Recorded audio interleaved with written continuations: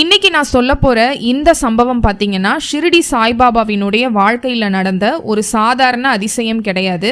கண்களால பார்க்க முடியாத ஆனால் இதயத்தால் உணரக்கூடிய ஒரு உண்மையை பத்தி தான் நான் இன்னைக்கு இந்த வீடியோல சொல்ல போறேன். பாபா நிகழ்த்தின பல அதிசயங்களை நம்ம எல்லாருமே கேள்விப்பட்டிருப்போம். உதிய கொடுத்து அவர் நோயை சரி பண்ணது, அவருடைய படத்திலிருந்தும் சிலையிலிருந்தும் தானா உதி வர்றது, சந்தனம் விழறது, அவர் முன்னாடி ஏதாவது பிரார்த்தனை செய்யும் போது அவருடைய படத்திலிருந்து பூ விழறதுன்ட்டு நிறைய அதிசயங்களை அவர் நிகழ்த்துறத நம்ம கண்களாலேயே பார்த்திருப்போம். ஆனா இன்னைக்கு சொல்ல போறது இதை எல்லாத்தையும் தாண்டி பாபாவோடு வாழ்ந்தவர்கள் சொன்ன ஒரு மிகப்பெரிய மிராக்கிளை பத்தி தான் இந்த வீடியோவில் நம்ம தெரிஞ்சுக்க போறோம். பாபா மனிதர்களின் வாழ்க்கையை மட்டும் இல்லாம அவர்களுடைய ஆன்மாவையே மாத்தினாரு. இந்த உண்மையை கேட்ட பிறகு நீங்களே உங்களை ஒரு நிமிஷம் கேட்டுப்பீங்க, பாபா என் வாழ்க்கையில என்ன மாற்றம் செஞ்சாரு அப்படின்ட்டு. அந்த அதிசயமான உண்மையை இன்னைக்கு இந்த வீடியோவில் நம்ம ஆழமா பார்க்க போறோம். வீடியோவை முழுசா பாருங்க. இது ஒரு கதை மட்டும் கிடையாது, உங்களுடைய வாழ்க்கையை மாற்றக்கூடிய ஒரு அனுபவம். அனைவருக்கும் வணக்கம். நான் உங்க மித்ரா சதீஷ் சேனல்ல இருந்து உங்ககிட்ட பேசிட்டு இருக்கேன். பாபாவோடு உண்மையிலேயே அவர் வாழ்ந்த காலத்துல வாழ்ந்தவங்க சொன்ன மிகப்பெரிய ஒரு அதிசயத்தை பத்தி இன்னைக்கு இந்த வீடியோல பார்க்க போறோம். இது அதிசயம்னு சொல்றதை விட பாபாவை பத்தி பல பேருக்கு தெரியாத உண்மை அப்படின்ட்டும் இதை சொல்லலாம். இது பாபா சமாதி அடைஞ்சு பல வருடங்கள் கழித்து தான் இந்த உண்மை பல பேருக்கு தெரிய வந்தது. பாபா சமாதி அடைஞ்சதுக்கு அப்புறம் பார்த்தீங்கன்னா இந்தியா முழுக்க பல பக்தர்கள், அறிஞர்கள், ஆன்மீக ஆராய்ச்சியாளர்கள் ஷிரடிக்கு போயிட்டு பாபாவுடைய வாழ்க்கையை பற்றி தெரிஞ்சுக்க ஆரம்பிச்சாங்க. அந்த காலத்தில் தென்னிந்தியாவில் இருந்து வந்த ஒரு பெரிய ஆன்மீக ஆராய்ச்சியாளர் யாருன்னு பார்த்தீங்கன்னா ஸ்ரீ நரசிம்ம சுவாமி அவர்கள். பாபாவினுடைய வாழ்க்கையை பற்றி ஆழமாக தெரிஞ்சுக்கணும் அப்படின்னு சொல்லி அவர் நிறைய பேர்கிட்ட, அவர் வாழ்ந்த காலத்தில் இருந்தவங்க கிட்டலாம் போய் கேட்டு தெரிஞ்சுக்க ஆரம்பிக்கிறாரு. பாபாவுடைய வாழ்க்கையை பற்றி இந்த நரசிம்ம சுவாமிஜி நிறைய ரிசர்ச் பண்ண ஆரம்பிக்கிறாரு. பாபாவோடு யாரெல்லாம் நேரில் வாழ்ந்திருந்தாங்க அவர் வாழ்ந்த காலத்தில் அவங்களையெல்லாம் சந்திச்சு நிறைய உண்மைகளை மக்களுக்கு பதிவு பண்ணிட்டு இருந்தாரு. வாரம் இவர் எழுதக்கூடிய புக் எல்லாமே வந்துடும். அவருக்கு ஒரு கேள்வி மட்டும் மனசுக்குள்ள எப்பவுமே இருந்துகிட்டே இருந்தது. பாபா நிறைய அதிசயங்களை எல்லாம் பண்றாருன்ட்டு ஒருத்தரா சொல்றாங்களே, பாபாவை நேரில் பார்த்தவங்க, அவர் கூட வாழ்ந்தவங்க, அவங்க அனுபவிச்ச மிகப்பெரிய மிராக்கிள் என்ன அப்படின்றத அவர் தெரிஞ்சுக்கணும்னு ஆசைப்பட்டாரு. நிறைய அதிசயங்களை நிகழ்த்துறாரு, அதுல எது பெருசு அப்படின்ற ஒரு கேள்வி நரசிம்ம சுவாமி அவர்களுக்கு வருது. அந்த கேள்விக்கான பதிலை தேடி அவர் பல பேரை சந்திக்கிறாரு. அப்படி ஒரு நாள் பார்த்தீங்கன்னா அவர் நீதிபதி ரேகே அப்படின்றவரை சந்திக்கிறாரு. ரேகேன்றவர் சாதாரண பக்தர் கிடையாது, பாபாவினோடு ஆழமான ஆன்மீக அனுபவம் பெற்றவர். அவர் வாழ்ந்த காலத்தில் இவரும் இருந்திருக்கிறாரு, பாபாவுடைய பக்கத்திலேயே இருந்திருக்கிறாரு. அதனால அவர்கிட்ட பாபா அவர் வாழ்க்கையில் நிகழ்த்தின பெரிய அதிசயம் என்ன அப்படின்றத கேட்டு தெரிஞ்சுக்கணும் அப்படின்னு நரசிம்ம சுவாமி அவர்கள் முடிவு பண்றாரு. ஒரு நாள் போய் அந்த ரேகேன்றவரை அவர் சந்திக்கிறாரு. அப்ப நரசிம்ம சுவாமி அவர்கிட்ட ரொம்ப ஆர்வத்தோட என்ன கேட்கிறாரான்னு பார்த்தீங்கன்னா, நீங்க பாபாவை நெருக்கமா அறிஞ்சவர், அவர் பக்கத்திலேயே இருந்தவர், நீங்க பார்த்த பாபா நிகழ்த்தின மிகப்பெரிய மிராக்கிள் என்ன அப்படின்னு சொல்லி அவர்கிட்ட கேட்கிறாரு. உதியா, இல்லை நோயை அவர் குணமாக்குனதா, இல்லை மற்றவங்களோட மனசை அவர் படிக்கிறதா, இல்லை வேறு ஏதாவது அற்புதமா அப்படின்னு சொல்லி ரேகே அவர்கள்கிட்ட நரசிம்ம சுவாமி இந்த கேள்வியை கேட்குறாரு. அப்போ நீதிபதி ரேகே சிரிச்சுக்கிட்டே பதில் சொல்றாரு. அந்த சிரிப்புல ஒரு ஞானம் இருந்தது அப்படின்றத நரசிம்ம சுவாமி அவர்கள் சொல்றாரு. அதுக்கப்புறம் மெதுவா அவர் என்ன சொல்றாருன்னு பார்த்தீங்கன்னா, நீங்க வெளியில நடந்த அதிசயங்களை பத்தி கேட்குறீங்க, ஆனா நான் பார்த்த மிகப்பெரிய மிராக்கிள் என்னன்னா பாபா மனிதர்களை உள்ளிருந்து மாத்தினது தான் நான் பார்த்த மிகப்பெரிய அதிசயம் அப்படின்றத ரேகே அவர்கள் சொல்றாரு. இதை கேட்ட நரசிம்ம சுவாமி அவர்கள் அதிர்ச்சி அடைகிறாரு. ஏன்னா இவர் பாபாவை பத்தின மிராக்கிள்ஸ் எல்லாம் அப்ப எழுதிட்டு இருக்காரு. அப்ப இவர் ஏதாவது சாதாரணமான ஒரு விஷயத்த சொல்லுவாரு, பாபாவுடைய படத்துல இருந்து உதி வந்தது, சிலை வந்ததுன்னு சொல்லுவாருன்ட்டு இவர் நினைச்சிருக்கிறாரு. ஏதோ அந்த மாதிரி கண்ணால பார்க்கக்கூடிய அதிசயத்தை சொல்லுவாருன்னு நினைச்சிருக்கிறாரு. ஆனா இவர் சொன்ன அந்த பதில் பாத்தீங்கன்னா அவருக்கு ரொம்ப அதிர்ச்சியை தருது. ரேகே அவர்கள் அவர் வாழ்ந்த காலத்துல பாபாவோடு நடந்த அந்த மிகப்பெரிய அதிசயத்தை பத்தி சொல்ல ஆரம்பிக்கிறாரு. இவர் கூட பாத்தீங்கன்னா அப்ப பல பாபா பக்தர்கள் பாபா கூட பக்கத்திலேயே இருந்திருக்கிறாங்க. அவங்க எல்லாரும் பார்த்தீங்கன்னா பாபா கிட்ட முதல்ல போகிறப்ப ஒவ்வொருத்தருக்கும் ஒவ்வொரு குறை இருந்தது. நிறைய பேருக்கு அகந்தை, ஈகோ இருந்தது. சில பேருக்கு நிறைய பயம் இருந்தது, அவங்க வாழ்க்கையை நினச்சி, அவங்களுக்கு வாழ்க்கையில் நடக்கிற கஷ்டங்களை நினச்சி. சில பேர் பேராசை பிடிச்சவங்களா இருந்தாங்க. சில பேருக்கு கோபம் எப்பவுமே வந்துக்கிட்டே இருந்தது. சில பேருக்கு அவங்க மேலேயே நம்பிக்கையின்மை இருந்தது. நாங்கள் எல்லாரும் பாபா கிட்ட போகும்போது பாபா எங்களுக்கு பெரிய உபதேசம் எதுவுமே செய்யலை, எங்களை உட்கார வச்சு நீண்ட பிரசங்கம் எதுவும் அவர் செய்யலை, இப்படி மாறு அப்படி மாறுன்னு சொல்லி எங்களை எந்த கட்டாயமும் படுத்தலை. அவர் எங்களை பார்த்தாரு, அவருடைய பார்வை, அவருடைய அமைதி, அவரது அன்பு அதுவே எங்களை மெதுவாக உருக்கி மாற்றி புதிய மனிதர்களாக மாற்றுச்சு அப்படின்றத ரேகே அவர்கள் சொல்கிறாரு. இவங்க ஷிரடியில் போய் பாபாவை பார்க்க போகும்போது பார்த்தீங்கன்னா வேற ஒரு மனிதர்களாக இருந்திருக்கிறாங்க. அங்கேருந்து கிளம்பும்போது நாங்கள் ஒரு மாறி ஆன்மாக்களாக திரும்பணும், அதுதான் பாபாவினுடைய மிகப்பெரிய மிராக்கிள் அப்படின்றத ரேகே அவர்கள் சொல்கிறாரு. இது ரொம்ப ரொம்ப ஆழமான ஒரு வார்த்தை. இதுதான் உண்மையிலேயே பாபாவுடைய சக்தி. நிறைய பேர் பாபா என் வாழ்க்கையில் எந்த அதிசயமே நிகழ்த்த மாட்டுறாரு, கனவுல வரமாட்டுறாரு, எங்கள் வீட்டில் உதி வரமாட்டேந்து, இல்லை உள்ளுணர்வில் பேச மாட்டுறாரு, அந்த மாதிரிலாம் நிறைய பேர் அவங்க மிராக்கில் சொல்லும்போது உங்களுக்கு இந்த மாதிரியான ஒரு கேள்வி மனசில் வரும். என்ன பண்ணுறாரு பாபான்னு பார்த்தீங்கன்னா யார் யாருக்கு என்னென்ன தேவையோ அதை தான் கரெக்டாக செய்கிறாரு. இப்போ நீங்கள் ரொம்ப ஒரு கோபக்கார பெண்மணியோ இல்லை கோபக்கார ஆணாவோ இருக்கிறீங்கன்னா நீங்கள் பாபாவை தொடர்ந்து வழிபடும் போது பார்த்தீங்கன்னா உங்களுக்கு தேவையானது கருணை, அன்பு, அதை உங்களுக்கு நிறைய கொடுத்துருவாரு ஒரு வரமா. நீங்கள் இதுக்கு முன்னாடி பாபா கோவிலுக்கு போகிறதுக்கு முன்னாடி நீங்கள் எப்படி இருந்தீங்க, பாபாவை கும்பிடுறதுக்கு முன்னாடி நீங்கள் எப்படி இருந்தீங்க, இப்போ நீங்கள் எப்படி இருக்கிறீங்க. சில பேருக்கு பயம் அதிகமாக இருக்கும், நம்ம இந்த விஷயத்த செஞ்சால் கரெக்டாக வருமா, இல்லை நம்மளை ஏதாவது 4 பேர் சொல்லிடுவாங்களா அப்படின்ற ஒரு பயம் இருந்துக்கிட்டே இருக்கும். அதனால் நல்ல விஷயங்கள் எதையுமே செய்யாமல் நீங்கள் தள்ளி போட்டுக்கிட்டே இருப்பீங்க. பாபாவுடைய கோவிலுக்கு போகும்போது போக போக பார்த்தீங்கன்னா உங்களை மீறி நீங்கள் அந்த விஷயத்தை செய்ய ஆரம்பிச்சிடுவீங்க. அதன் மூலமாக உங்களுக்கு ஒரு தைரியம் வந்துடும். அதுக்கப்புறம் உங்கள் வாழ்க்கை ரொம்ப ஸ்மூத்தாக போக ஆரம்பிக்கும். ரேகே அவர்கள் மேலும் என்ன சொல்லியிருக்கிறாருன்னா, ஒரு மருத்துவரால் உடலை குணப்படுத்த முடியும். நம்ம உடம்புல ஏதாவது நோய் வந்துருச்சுன்னா அதை மருத்துவர் சரி பண்ண முடியும். ஒரு ஆசான், டீச்சர் நம்மளுடைய அறிவை வளர்க்க முடியும். ஆனால் ஒரு குரு மட்டும்தான் நம்மளுடைய ஆன்மாவையே மாற்ற முடியும். பாபா நாங்கள் வாழ்ந்த காலத்தில் அதை தான் பல பேருக்கு செஞ்சாரு அப்படின்றத ரேகே அவர்கள் சொல்லியிருக்கிறாரு. இதுக்கு ஒரு உண்மையான சம்பவம் அவர் வாழ்ந்த காலத்தில் நடந்தது, நம்ம சத்சரிதத்தில் படித்ததையும் சொல்லியிருக்கிறாரு. ஷிரடியில் நானா சாஹேப் சந்தோர்கர் அப்படின்ற ஒரு மிகப்பெரிய கல்வியாளர் இருந்தார். நிறைய அதிகாரம் படைச்சவர், ரொம்ப புத்திசாலி. ஆனால் சில நேரங்களில் பார்த்தீங்கன்னா அவர் ரொம்ப அறிவாளியாக இருக்கிறதால மற்றவங்களெல்லாம் சில பேர் மட்டமாக பேசுவாங்க இல்லையா, நீ எனக்கு கீழே அப்படின்ற மாதிரி, அந்த மாதிரியெல்லாம் நடந்துக்கிட்டாராம். பாபாவை அவர் சந்தித்ததுக்கப்புறம் பார்த்தீங்கன்னா அந்த அகந்தை, அந்த ஈகோலாம் மாறி அவர் ரொம்ப பக்தியில் உருகி எல்லாரையும் சமமாக பார்க்க ஆரம்பித்தார். அந்த திமிரோ இல்லை அந்த திமிரான பேச்சோ அவர்கிட்ட இருந்து வரல, அது எல்லாத்தையும் பாபா மாற்றினாரு அப்படின்றத ரேகே அவர்கள் சொல்லியிருக்கிறாரு. 2வது நபர் பார்த்தீங்கன்னா தாஸ்கானு. இவர் ஒரு போலீஸ் அதிகாரி. இவரை பற்றியும் நீங்கள் சத்சரிதத்தில் படிச்சிருப்பீங்க. இவர் உலக வாழ்க்கையில் நிறைய இன்ட்ரெஸ்ட் இருந்தவர். அதாவது பணம், பொருள் இதெல்லாம் நிறைய சேர்க்கணும் அப்படின்றதுல ஆர்வம் கொண்டவர். பாபாவை சந்திச்சதுக்கு அப்புறம் பார்த்தீங்கன்னா அவரே பக்தி பாடல்கள்லாம் பாடக்கூடிய ஒரு ஆன்மீக பாதைக்கு மாறினாரு. இது எல்லாமே வெளிப்புற மிராக்கிள் கிடையாது, இது எல்லாமே வாழ்க்கையே மாற்றின ஒரு மிராக்கிள். அதனால் இன்னைக்கு நம்ம வாழ்க்கையில் பாபாவை தேடி போகிறோம் அப்படின்னா ஒரு கேள்வியை முக்கியமாக நீங்களே கேட்டுக்கோங்க. பாபா என்ன கொடுத்தார் அப்படின்றது கிடையாது, பாபா என்னை எப்படி மாற்றினாரு அப்படின்றது தான். முன்னாடி சின்ன சின்ன பிரச்சனைக்கு கூட உடைஞ்சு போகக்கூடிய ஒரு நபராக இருந்திருப்பீங்க.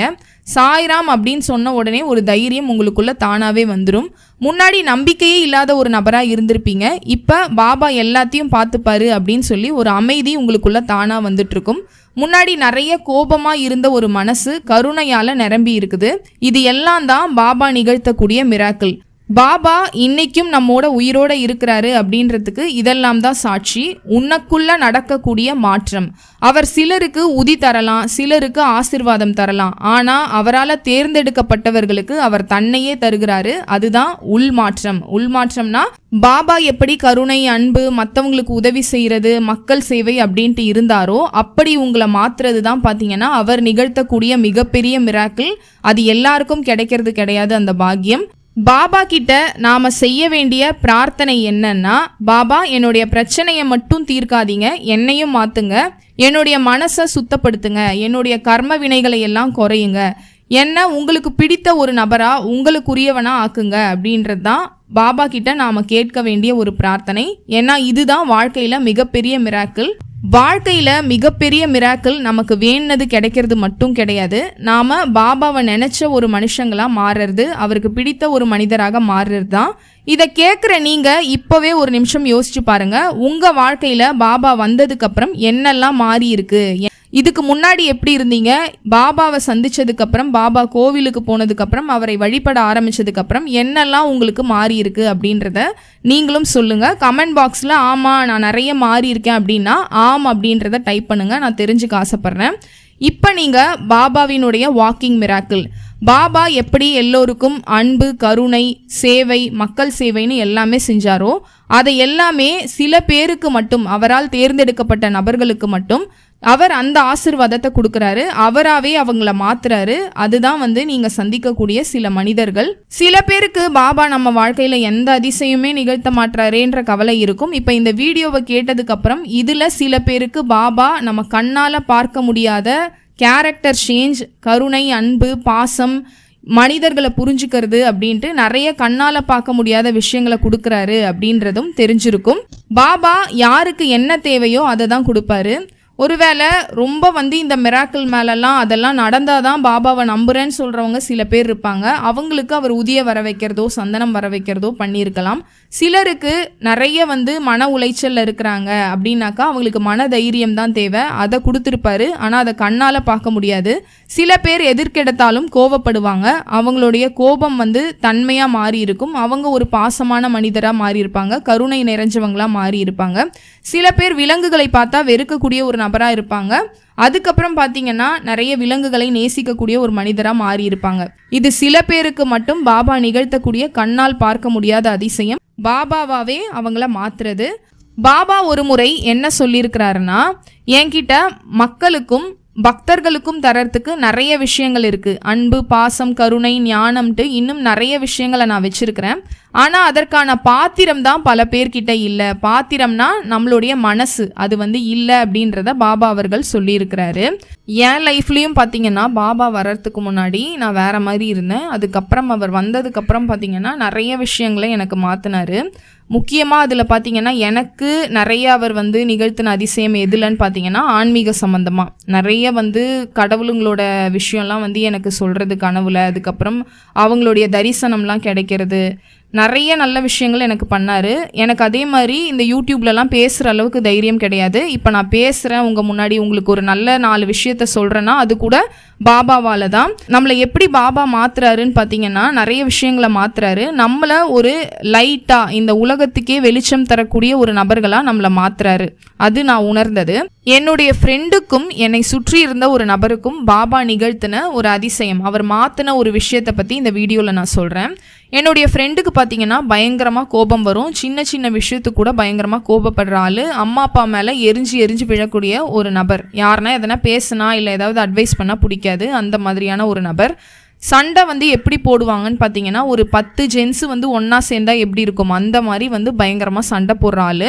அவங்க வீட்டில் ஏதாவது ஒரு பிரச்சனை வருது, இல்லை யாராவது அவங்கக்கிட்ட சண்டைக்கு வராங்கன்னா கூட அவங்க அம்மா அப்பாவெல்லாம் உள்ளே போக சொல்லிவிட்டு இவங்களே போய் டேரெக்டாக அவங்க வயசில் எவ்வளோ பெரியவங்களாக இருந்தாலும் சரி, 50 வயசாக இருந்தாலும் சரி, 80 வயசாக இருந்தாலும் சரி, இல்லை நல்லா ரவுடி மாதிரி கத்தி பேசுகிறவங்களாக இருந்தாலும் சரி, அவங்க கூட நேருக்கு நேர் சண்டை போடக்கூடிய ஒரு தைரியமான ஆள். தைரியம், கோபம் பயங்கரமாக வரும். நானும் நிறைய வாட்டி சொல்லியிருக்கிறேன், இந்த மாதிரி கோவப்பட்டுக்கிட்டே இருந்தீங்கனாக்கா உனக்கு கல்யாணமே ஆகாது, இல்லை கல்யாணம் ஆனால் கூட இந்த மாதிரி டைவர்ஸ் ஆகிடும், அந்த மாதிரிலாம் நானே அட்வைஸ்லாம் பண்ணியிருக்கிறேன். நானே அவங்க கோவப்படுறது, சண்டை போடுறதெல்லாம் டேரெக்டாகவே பார்த்துருக்குறேன். ஒரு வாட்டி அவங்க தங்கச்சி கூட சண்டை வரும்போது பார்த்தீங்கன்னா அப்படியே ஒரே கையில் ரிமோட்டை அப்படியே கையிலேயே உடச்சி கீழே தூக்கி போட்டு போயிட்டே இருந்தாச்சு.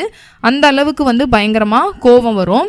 அவங்களுக்கு ஒரு பையனை பார்த்து நிச்சயம்லாம் பண்ணிட்டாங்க. அந்த நிச்சயதார்த்தம்லாம் முடிஞ்சதுக்கப்புறம் ஃபோன்லலாம் பேசுவாங்க இல்லையா, அந்த மாதிரி பேசும்போது நிறைய வாட்டி அந்த பையன் மேலேயும் பயங்கரமாக எரிஞ்சு விழுறது, கோவப்படுறதெல்லாம் இவங்க பண்ணியிருக்கிறாங்க. அப்போ அவருக்கே ஒரு பயம் வந்துட்டுருக்கு, இந்த மாதிரி இந்த பொண்ணை கல்யாணம் பண்ணிக்கலாமா, இல்லை இது ஏதாவது பிரச்சனையாகுமா அப்படின்னு சொல்லி ஒரு பயம் வந்திருக்குது. அதை அவங்க அம்மா கிட்ட அவர் பேசியிருக்கிறாரு. இந்த மாதிரிலாம் உங்கள் பொண்ணு என் மேலே கோவப்படுறாங்க அப்படின்னு சொல்லி அவங்க அம்மா கிட்ட பேசியிருக்கிறாரு. அவங்க இப்போ என்கிட்ட சொன்னாங்க, நீ ஏதாவது சொல்லு மித்ரா அப்படின்னு சொல்லிட்டு அவங்க என்கிட்ட சொன்னாங்க. அப்புறம் நானும் பார்த்தீங்கன்னா நிறைய அட்வைஸ்லாம் பண்ணேன். அப்புறம் வேற ஒருத்தவங்க சொல்லியிருக்கிறாங்க. எனக்கு அப்போ பாபாவை பற்றி எதுவும் தெரியாது. பாபாவெல்லாம் நான் போய் பார்க்க சொல்லலை, யாரோ ஒருத்தவங்க வளர்மதின்னு ஒருத்தவங்க வந்து பாபாவை போய் கும்பிடு அப்படின்றத சொல்லியிருக்கிறாங்க. அவங்களும் பார்த்தீங்கன்னா பாபாவை கும்பிட்டுக்கிட்டே இருந்தாங்க. கும்பிட பார்த்தீங்கன்னா அந்த கோபம் வந்து குறைய ஆரம்பிச்சுது. கல்யாணமும் அவங்களுக்கு வந்து நல்லபடியாக முடிஞ்சிடுச்சு. அவங்க ஹஸ்பண்ட் பார்த்தீங்கன்னா இவங்க என்ன சொல்கிறாங்களோ அதை தான் கேட்கக்கூடிய நபர். இவங்களுக்கும் பார்த்தீங்கன்னா கோபம்லாம் பயங்கரமாக குறைஞ்சிது.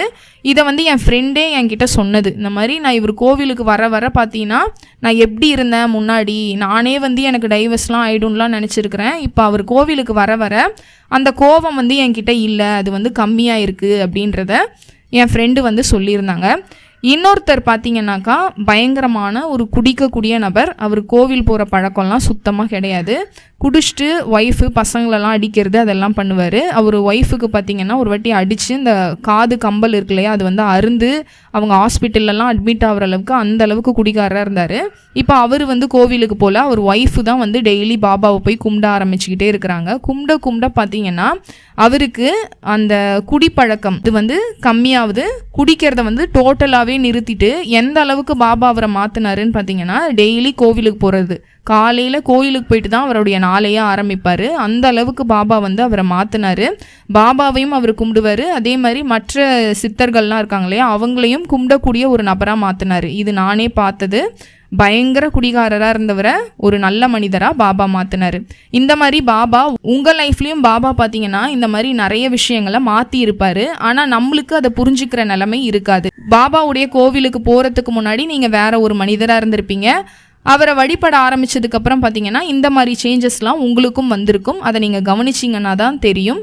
ஆமாம், பாபா நம்மளை இவ்வளோ மாற்றிருக்கிறாரு, இவ்வளோ நல்ல விஷயங்களை நம்மளை பண்ணியிருக்கிறாரு, இவ்வளோ நல்ல விஷயங்களை நம்ம மற்றவங்களுக்கு செய்யக்கூடிய ஒரு மனிதராகவும் நம்மளை மாற்றிருக்கிறாரு.